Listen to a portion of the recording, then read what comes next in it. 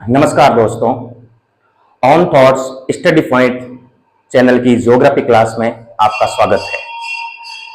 पिछले वीडियो में अपने सिलेबस के बारे में डिस्कस किया था।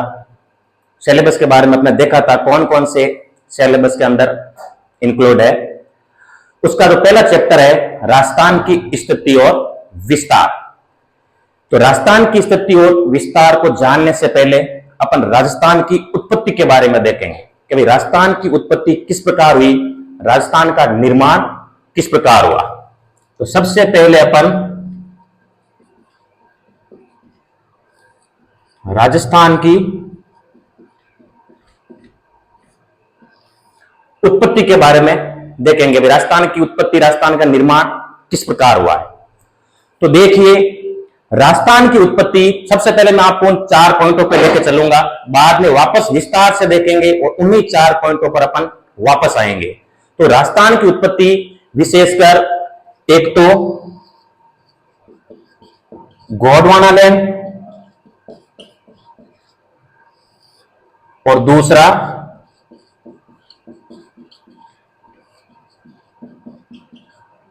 तैतीस सागर से हुई है। दो प्रकार कौन से, एक तो गोंडवाना लैंड और दूसरा है तैतीस सागर। अब गोंडवाना लैंड, तैतीस सागर ये कहां से आए, तो इसके बारे में भी अपन को जानना आवश्यक है। तो इसको जानने, और ऐसे आप सभी जानते हो तो राजस्थान का जो भौतिक स्वरूप है बहुत ही प्राचीन है, जिस पर एक तो जिसका निर्माण एक तो अपर्दन और दूसरा है निक्षेपण, इन दोनों की प्रक्रियाओं के फलस्वरूप इसका निर्माण होता है। अपर्दन को सामान्य भाषा में बोलते हैं अपन जैसे कटाव, और निक्षेपण जिसको सामान्य भाषा में अपन बोल सकते हैं जमाव। कटाव किस प्रकार से, कहने का मतलब किसी प्रकार का जो कटाव होता है, जैसे वायु द्वारा, जल द्वारा, वो चीज क्या कहलाती है, अपर्दन। और इसी अपर्दन द्वारा जो अपर्दित पदार्थ होते हैं, कोई सा भी कटाव होता है उसके पदार्थ आगे जाकर जम जाते हैं, वो प्रक्रिया क्या कहलाती है, निक्षेपण कहलाती है। तो देखिए, गोंडवाना लैंड और तैतीस सागर ये कहां से आए, तो इससे को जानने के लिए अपन को एक महाद्वीपीय विस्थापन सिद्धांत, महाद्वीपीय विस्थापन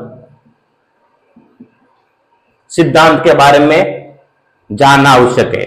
महाद्वीपीय विस्थापन सिद्धांत 1912 ईस्वी में 1912 ईस्वी में अल्फ्रेड वेगनर ने दिया था, और ये अल्फ्रेड वेगनर एक जर्मनी का विद्वान था।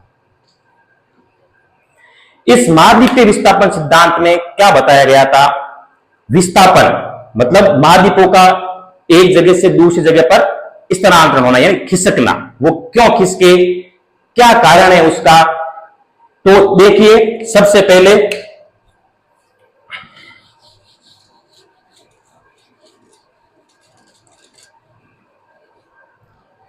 इस सिद्धांत में यह बताया गया है कि जो आज अपन जो सारे अपन महाद्वीप देखते हैं, वो सभी महाद्वीप पहले एक ही स्थलखंड के रूप में विद्यमान थे, और वो स्थलखंड पेंजिया नाम से जाना जाता था।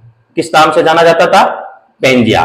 कहने का मतलब आज जो अपन सातों महाद्वीप देखते हैं, चाहे एशिया महाद्वीप हो, चाहे दक्षिण अमेरिका हो, चाहे उत्तरी अमेरिका हो, ये सभी पेंजिया के हिस्से थे। अब फिर पेंजिया का बाद में अलग अलग प्रकार से विभाजन होता गया। अब इस पेंजिया के चारों ओर एक पूरी जल राशि थी। उस जल राशि को अपन पैंथालासा कहते हैं। क्या कहते हैं, पैंथालासा। तो ध्यान दीजिए, इधर जो भी स्थलखंड है, जो भी आज के महाद्वीप है, वो सभी पेंजिया के हिस्से हैं, और सारे जो पूरी जो जल राशि है, वो जल राशि जिसको आज अपन महासागर बोलते हैं, उसको उस समय पैंथालासा कहा जाता था। तो ये तो है इसका पहला भाग, वही पेंजिया और पैंथालासा क्या है। अब है इसका दूसरा भाग। फिर समय के साथ इस पेंजिया के दो भाग हो गए, यानी पेंजिया के दो टुकड़े हो गए।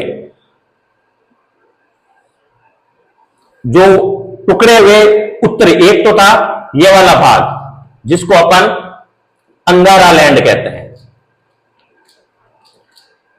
जो उत्तरी भाग था वो तो कहलाया अंगारा लैंड, और जो दक्षिणी भाग था वो कहलाया गोंडवाना लैंड। तो ध्यान दीजिए वापस, जो उत्तरी भाग है यही पेंजिया, इस पेंजिया के जो दो भाग हुए थे, और इसी पेंजिया का जो उत्तरी भाग तो कहलाया अंगारा लैंड, जिसका एक और नाम है जिसको बोलते हैं लोरेशिया। और इसका जो दक्षिणी भाग था, और जो दक्षिणी भाग क्या कहलाया, गोंडवाना लैंड कहलाया। और इसी अंगारा लैंड और गोंडवाना लैंड के बीच में जो भाग था वो कहलाया 33 सागर। तो आपको कंपटीशन एग्जाम में क्वेश्चनों में पूछा जाता है अंगारा लैंड और गोंडवाना लैंड के मध्य में कौन सी भूसन्नति थी। तो आपको 4 ऑप्शन मिलते हैं, तो आपको देखने से स्पष्ट पता चलता है कौन सी भूसन्नति थी, 33 सागर। तो अंगारा लैंड और गोंडवाना लैंड।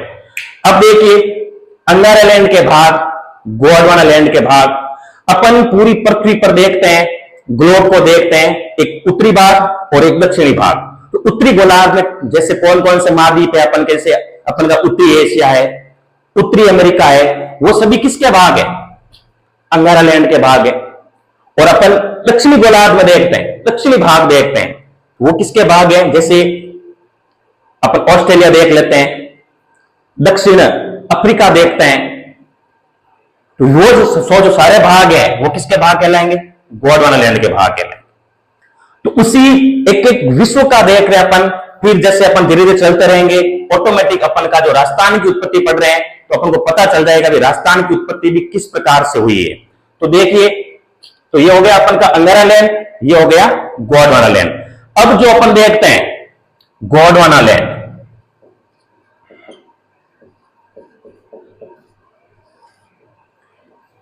इस गोंडवाना लैंड राजस्थान की उत्पत्ति के बारे में देखते हैं। तो एक तो इसमें आता है अपन का अरावली पर्वतीय प्रदेश, और दूसरा भाग आता है अपन का दक्षिणी पूर्वी पठारी प्रदेश, जिसको हाड़ौती का पठार भी कहा जाता है। तो ध्यान दीजिए, सबसे पहले यही बात बोली थी जब अपन देख रहे थे चारों भाग, वही वापस राजस्थान के जो 4 भाग है, उन्हीं 4 भागों से मिलकर अपन के राजस्थान का निर्माण हुआ है। तो 2 भाग तो कौन सा हो गए, एक तो हुआ अरावली पर्वतीय प्रदेश, और दूसरा भाग कौन सा हुआ, दक्षिणी पूर्वी पठारी प्रदेश, जिसको हाड़ौती का पठार भी कहा जाता है। तो 2 भाग तो ये हुए, और एक चीज है, दूसरा है अपन का 33 सागर। 33 सागर में एक तो अपन देखते हैं पश्चिमी मरुस्थलीय प्रदेश, और दूसरा देखते हैं अपन पूर्वी मैदानी प्रदेश। तो आप समझ सकते हो, इसमें से अरावली पर्वतीय प्रदेश है जो सबसे प्राचीन है, और पूर्वी मैदानी प्रदेश है वो सबसे नवीन है। तो आप अच्छे से देख सकते हो, समझ सकते हो कि राजस्थान की जो उत्पत्ति हुई है वो इन 4 प्रदेशों से मिलकर बनी हुई है। कौन कौन से 4 प्रदेश, एक तो अरावली पर्वतीय प्रदेश, दूसरा है दक्षिण पूर्वी पठारी प्रदेश, तीसरा है पश्चिमी मरुस्थलीय प्रदेश, और चौथा है पूर्वी मैदानी प्रदेश। तो आपसे यहां से भी क्वेश्चन पूछते हैं कंपटीशन एग्जाम में, तो ध्यान रखो आप। और ऐसे भी पूछ सकते हैं कि राजस्थान की उत्पत्ति होती है वो किन 2 से मिलकर बनी होती है। तो यहां देखिए, एक तो गोंडवाना लैंड और एक है 33 सागर। गोंडवाना लैंड में वापस 2 भाग है, अरावली पर्वतीय प्रदेश, हाड़ौती पठार, और 33 सागर, इसके भी वापस 2 भाग है, पश्चिमी मरुस्थलीय प्रदेश और पूर्वी मैदानी प्रदेश। तो आप देख सकते हो इस प्रकार से राजस्थान की उत्पत्ति होती है। और इसके बारे में वेगनर ने साक्ष्य दिए थे कि भाई महाद्वीपों का विस्थापन किस प्रकार हुआ। तो महाद्वीपों के विस्थापन में देखिए एक साक्ष्य तो बहुत अच्छा चलता है जो दिया था महाद्वीपों में साम्यता। कौन सा था? महाद्वीपों में साम्यता। साम्यता का मतलब होता है समानता, यानी अपन मैप के अंदर देखते हैं, अपन मैप के अंदर देखते हैं विश्व